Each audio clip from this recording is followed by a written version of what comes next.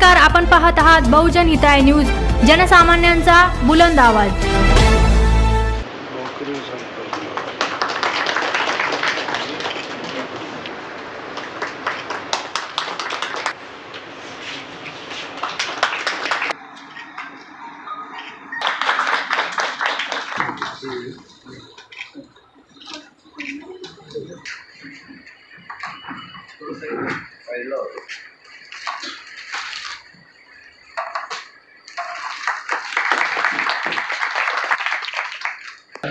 उपाध्यक्ष यांचं स्वागत श्री शंभरकर साहेब करतील।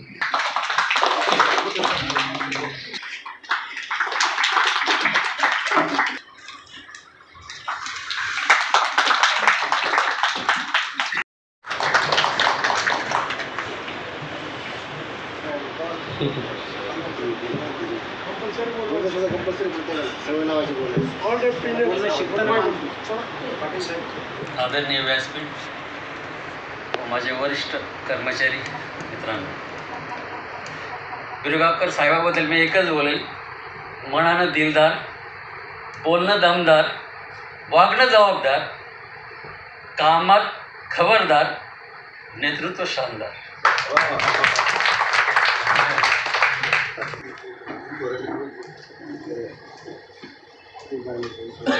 सरांनी चार्ज घेतल्यापासून म्हणजे सध्याचे 2 तालुकेचा कारभार पाहून इथे बसून जिल्ह्याचा परत कारभार पाहायचा म्हणजे एवढी साधी सोपी गोष्टी नसती पूर्ण। आणि खूप वेळ द्यावा लागतो, 12-12, 15-15 तास रोज आपण कंटिन्यू ऑफिसमध्ये बसून दौरे करून एवढं फार मोठ्या प्रमाणात काम खूप चांगल्या पद्धतीने सरांनी हँडल केलं। ते आज घरी जाताना काही फाईल्स पेंडिंग घ्या असं काहीच नाही, एवढं त्यांचं ते तत्परता कामामध्ये उल्लेखनीय आहे। मला पुढील आयुष्यासाठी शुभेच्छा देतो आपल्या सर्व बांधकाम विभागाकडून, सर्व अधिकारी कर्मचाऱ्यांकडून।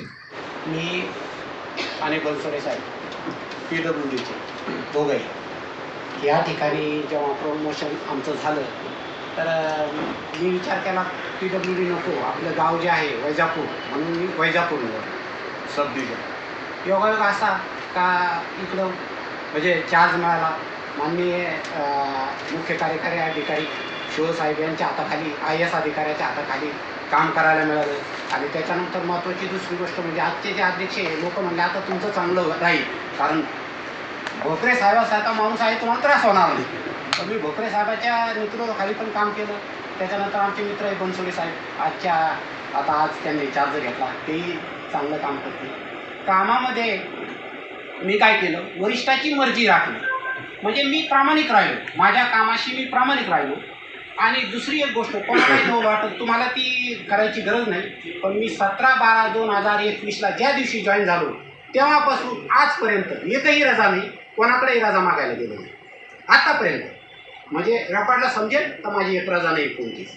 आणि आणखी एक दुसरी महत्त्वाची गोष्ट का ते मला माहीत नाही का, पण माझ्या नावाची एक सिंगल तक्रार नाही, म्हणजे लोकांचे उपोषण वगैरे वगैरे काय होत असतात त्या पद्धतीनं माझ्याबद्दल काही म्हणजे कोणती तक्रार पण नाही। अशा प्रकारचं काम करण्याचा प्रयत्न केलेला आहे।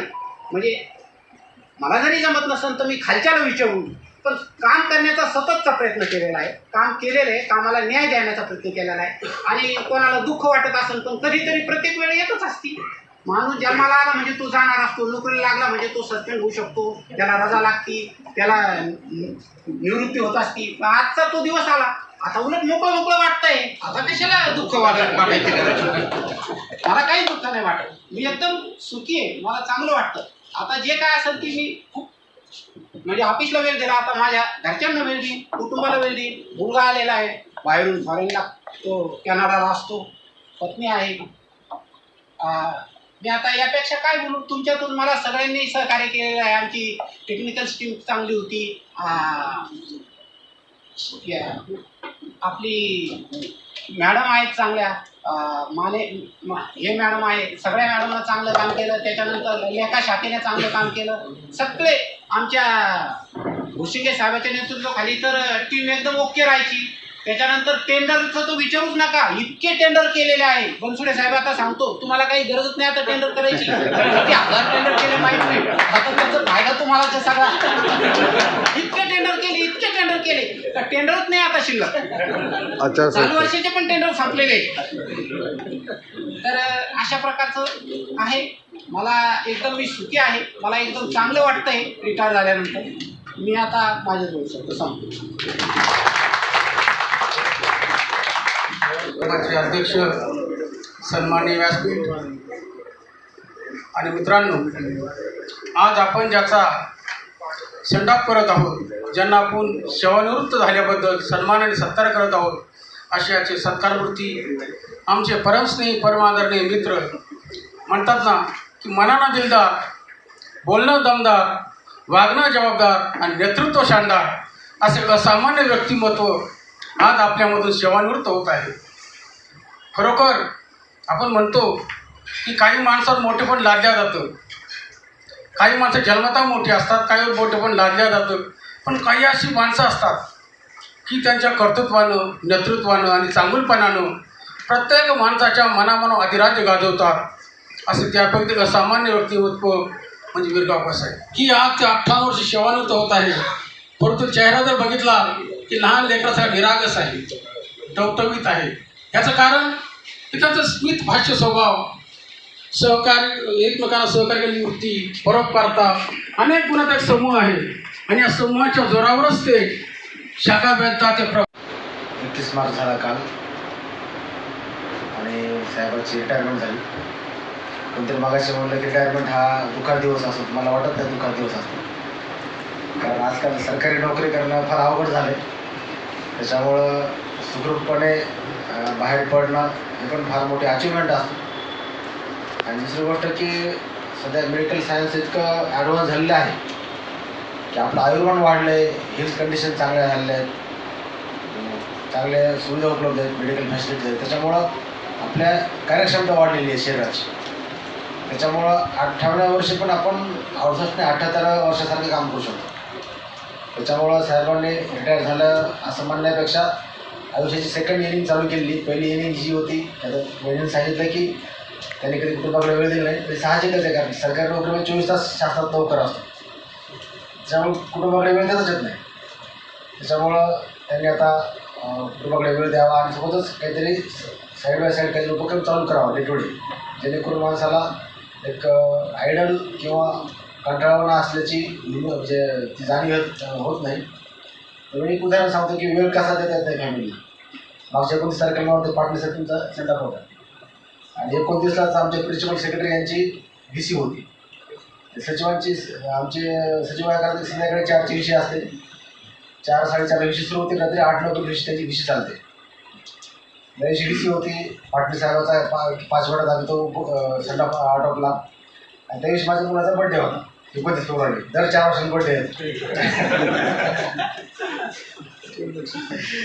आणि आमची विषय संपली 8:30 वाजता.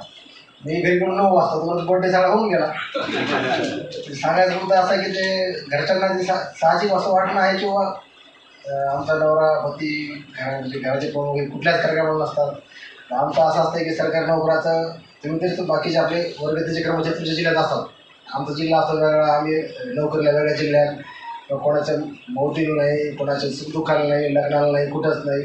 रिटायरमेंटनंतर ह्या गोष्टी होतात. सांगायचं मुद्दा की शासकीय नोकरीमुळं ह्या गोष्टी कधी फॅमिलीकडे वेळ द्यायला भेटतच नाही.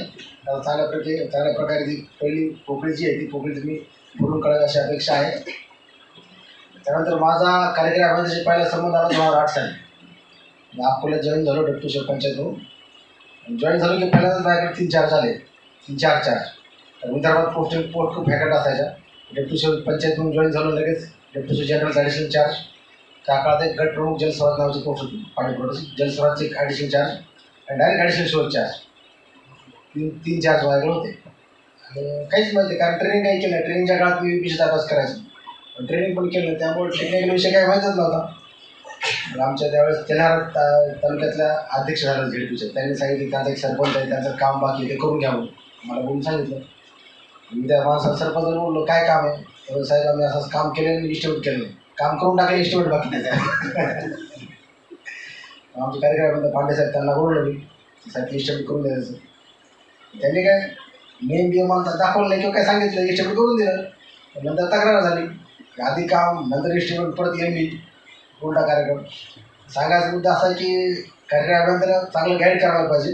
तसं तुम्ही नेहमी आम्हाला चांगलं गाईड केलं, कारण तांत्रिक गोष्टी तुम्हाला माहीत असतात. तांत्रिक गोष्टी जर आपल्या बॉसला किंवा आपल्या सहकार्याला जर गायडन्स केलं तर होणाऱ्या चुका ह्या टाळता येतात. तुम्ही ते खूप चांगलं त्यावेळेस तुमचं काम करत असताना तांत्रिकदृष्ट्या आपण बघितलं. त्यानंतर दुसरी गोष्ट तुम्हाला ती सुट्टी घेतली नाही. त्यात परत आम्ही ओव्हरटाईम मागचे 3 महिने ओव्हरटाईम शनिवार रविवार सुट्टीच नाही. ओव्हरटाईम केलं ते बी तुम्ही चांगलं सहकार्य केलं. अशा प्रकारे मला असं वाटतं की चांगले व्यक्तिमत्व आपण होतात आणि राहाल. आणि पुढं देशासाठी, समाजासाठी, विशेषतः पर्यावरणासाठी काहीतरी करावं अशी अपेक्षा करूयात. आणि तुम्ही तुमचं रिटायरमेंटचं आयुष्य चांगलं एन्जॉय करावं अशी तुम्हाला मी शुभेच्छा देतो. धन्यवाद. निवडणूक लढावं लागणार आपल्याला.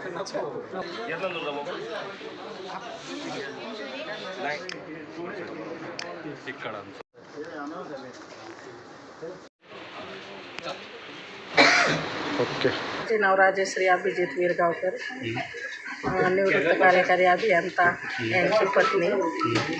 आणि त्यांनी जे त्यांच्या सेवेत चांगल्या प्रकारचे कर्तव्य पार पाडलं आहे हाच संदेश समाजाला जावा असं मला वाटतंय.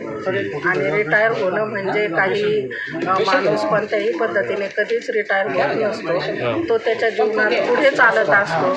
त्याला रिटायर म्हणून थांबणे असं मुळीच नाही आहे. जीवनाचा एक वेगळा टर्निंग पॉईंट येत असतो आणि त्या पॉईंटवर माणसाने अतिशय आनंदीपणे त्याचं जीवन पुढचं जगण्यासाठी लोकांना संदेश द्यावा असं मला वाटतं.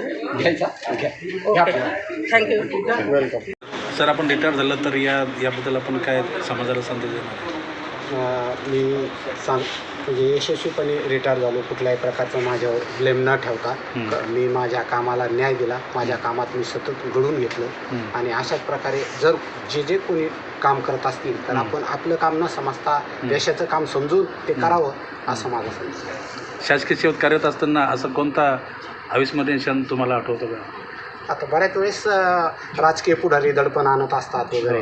तर असंच एका मंत्री महोदयांनी मला बोलत होते. तर मी सांगितलं का बाबा माझी चूक नाही आहे, वाटल्यास तुम्ही हवं तर फोनवर कशाला मला झापता, त्याच्यापेक्षा माझ्या इथं येऊन तुम्ही डोक्यात दगड घाला, परंतु असं फोनवर झापू नका. तर त्यांनी फोन ठेवला आणि खरी काय कहाणी त्याला कळली. सर, प्रदीर्घ दिवसानंतर आपण आता सेवानिवृत्त झाला आहात, नेमक्या काय भावना आहेत आपल्या, काय व्यक्त करावं? मला आता म्हणजे चांगलं काम करून असं वाटतं, मला मोकळं वाटतंय. मी आता समाजासाठी, माझ्या घरच्यासाठी वेळ देईन.